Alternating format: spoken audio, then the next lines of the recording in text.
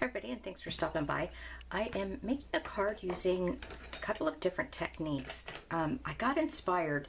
I actually found this image on the Silhouette Library. It's a Lori Whitlock image, and it's ID number 161605. So when I pulled the background off of this, I looked at it and thought, how pretty would this be if I put it over vellum, because the mat is clear. Now I already did one card. I did okay as far as the little intricate parts. So let's see how this one goes. I'm going to be using vellum that I got at my local office supply. I have a 5 1/4 by 4 inch piece of watercolor paper from Ranger, and I'm going to be using that little snowflake right there from the Lawn Fawn Merry Messages from Lawn Fawn. I'm going to set that aside. The first thing I want to do is I'm going to go ahead and stamp the vellum with my little snowflakes, and then it can sit on the side and dry for a little bit. Little tiny thing like this. And the image here, I'm focusing mostly on this part of it at the top because you wouldn't be able to see it down there. But you know, it's not, I'm not like going to be too obsessive about it. This is pigment ink. It takes a long time to dry. You can hit it with your heat gun, but you'll see here in a minute that it's going to be just fine. It'll dry quick enough. There is vellum adhesive that you can buy from Tombow. But in this case, I'm not going to worry too much about that. I'm just going to glue it on the corners. Bring it up here as well. She's going crazy with the stars, people. I mean snowflakes, not stars. Okay, let's set this aside. And that's Color Box pigment ink. Had that for a super long time. Okay, set that to dry. All right, that should be good. I've just got a little post-it note thing here that I don't want it to fall on that. Let's go ahead and use some Distress Oxide Faded Jeans for the background on this. And I did not put down any kind of a craft mat, so I'm just going to wipe off my mat that I'm using here. I'm making this a little bit dark so it'll show through the vellum.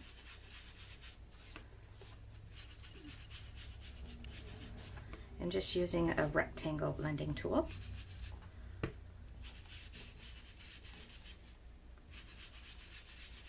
Okay, put that aside.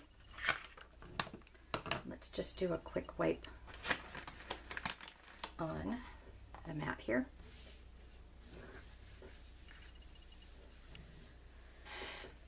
And I'm just gonna do this real quick and get it to dry. I don't think you guys can see it, but it's wet.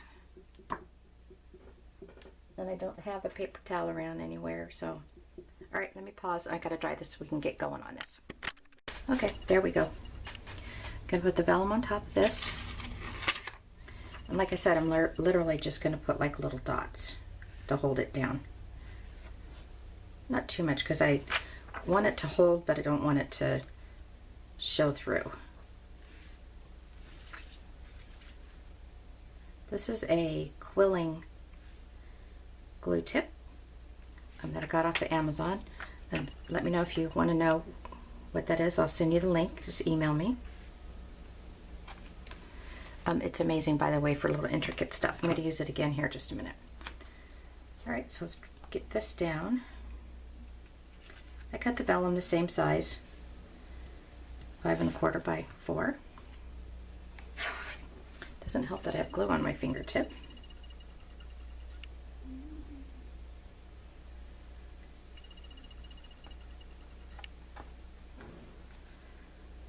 Okay. For some reason, that little piece of glue is not staying down. I'll give it a minute. All right, now here comes the fun part. Let's set this over here. I'm going to be taking these pieces off. This one here I'm not too concerned about because it's not so intricate. This is a new silhouette mat, so everything's working as planned. I did cut this out at 5.5, so I'm gonna have to trim down this little city here. Just put some glue. I actually do love that silhouette look on cards, and I don't think I've ever done a scrapbook layout with the silhouette look, but I have seen them. They look pretty. Oops. Okay. There you go, little city. And the little city also covers up the glue dots. Okay, I'm going to let that dry. I'm going to cut it off when I'm all done so I can sit there and dry in the meantime. Oh, let's give that a little help there. All right, so next would be the Santa Claus.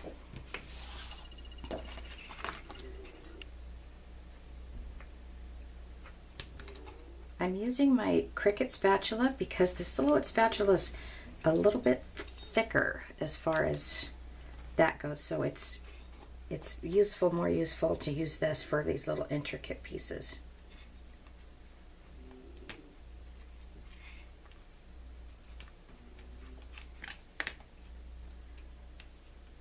I really can't believe I'm even making Christmas cards. It's just crazy. This year went by so fast. Okay.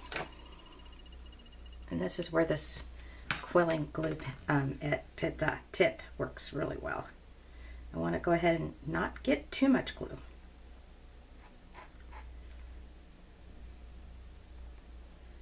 Even little dabs here and there will work.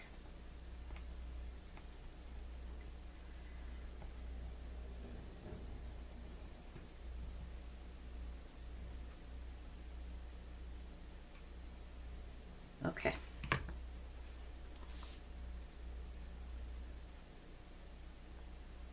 And I will put him right there. Okay, so far it's working out, people. Oh no, let's knock on wood. I just knocked on my desk. All right, let's do the sentiment. I'll do the Merry first. It's not as long as the Christmas one. Now, I had a suggestion from Lindsay, my friend in Australia, as far as the peel-off stickers that I did, to use magic tape. And I think that might have worked here, but I don't know if it would have torn it or not. But I had that thought as I was trying to get this off. All right, let's put some glue on this.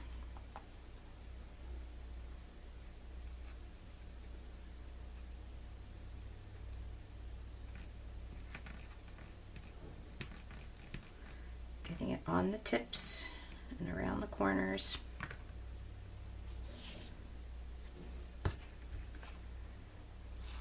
And I'm going to start it right here.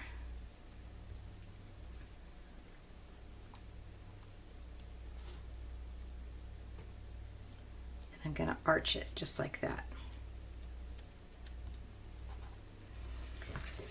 All right, I'm over here getting my Christmas word off. Now this didn't tear off, it automatically just came off. It wasn't connected during the cut process. Just the design of it is all it was.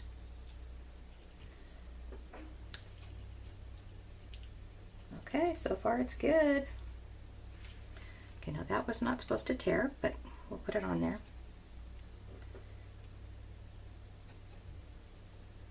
So I think the secret to cutting intricate things is to definitely make sure that you have a good mat, fairly new, and a good blade, you know, a new blade. If you're trying to cut intricate things with a blade that's dull or a mat that's not sticky, it's just going to give you a hard time.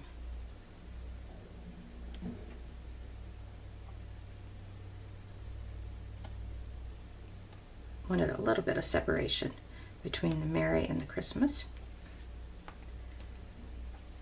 I have to make sure I get the dot for the eye. It's still on the mat. Now the bigger you make this, if you wanted to do a 5x7, the less intricate the pieces will be. So if you're uncomfortable with this, you could do this. Make it bigger.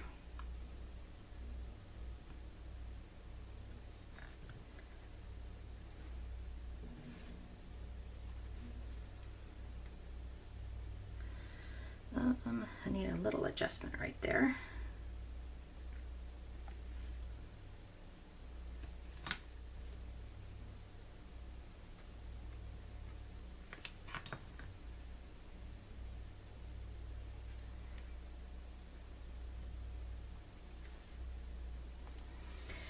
All right, now I'm looking at this thinking maybe it's not all going to fit, so I'm going to lay it down here.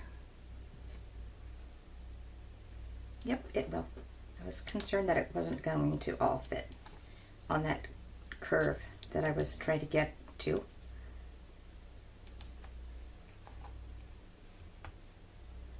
Almost done.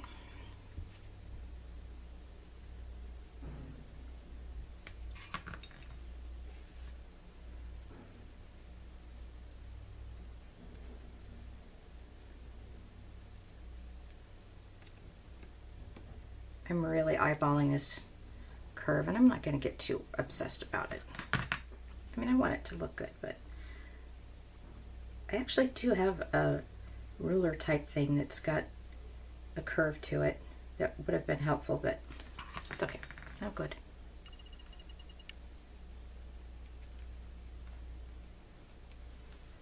Oh, this is just so pretty. All right, so let's get my cardstock here. Oh, I don't know where I put it. Well, oh, here it is. All right, this is a 110-pound cardstock. Could even be 100. I'm not sure. I got it at Michael's. So let's go ahead and layer this on. Oh, I wanted to trim that off. I remember now. I'm going to flip it this way I can see it better, as long as I don't touch my snowflakes that are still drying.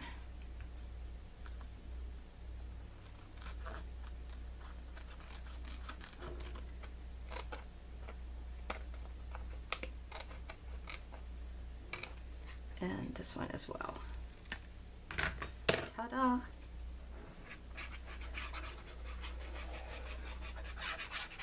Now what do I do? What I do is I just take my Tombow and I just squeeze the heck out of it, and I fill this up. Make sure I'm putting this on the correct way. I don't know if you guys have ever done that before, like spend all this time on a card and you put it down and then you put it on like upside down. All right, that is the card. I'm just gonna let it sit there and dry. I know that the watercolor paper works better with the score tape or something like that, but I think the glue will hold it down. So thanks all for hanging in there. Let me do a zoom in. That's a zoom out. And I'll hold it up here. Sorry about that. How beautiful. All right, everybody, thank you so much. And if you have any helpful hints, questions, or comments, please do leave them in the comment section. I'll get back to you. Thanks. Have a great day.